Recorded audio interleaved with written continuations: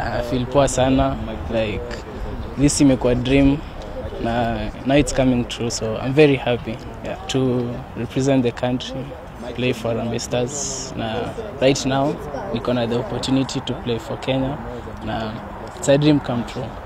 Imekuja mapema. About that, when I thought about it, I was telling myself my goal ni kuingia Harambee Stars come 2027, ready for the AFCON. But now imeka mapema. Sasa imenipea excitement.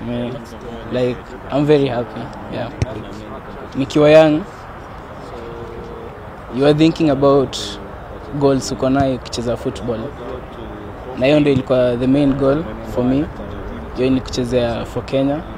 Na ni kitu nimekuwa nikifikiria, think about it, nikijimotivate, nikisema I can make it. My dad pia amekuwa akiongea kuhusu hiyo. Ananiambia niona nikiingia Kenya come 2027, but now it come earlier. Na imekuwa exciting sana, imekuwa exciting news na So to tell you how it really went down, I got a message from the team manager, can inform about coming to play for Kenya. To be honest, for that day, nilikuwa in disbelief. Nikaenda nikasearch the games Kenya wako nayo, nikaona nini, nikajua hii ni true, it's coming. Na for entire day ilikuwa disbelief. Then from there on nikaanza kujiambia this is the time. So for the moment, kwanza about the players in the camp, hapa ni talent tu imewekwa. Na the first thing naona kuachieve ni to make the debut na to score goals. Kopo. It's a good team as you know of it.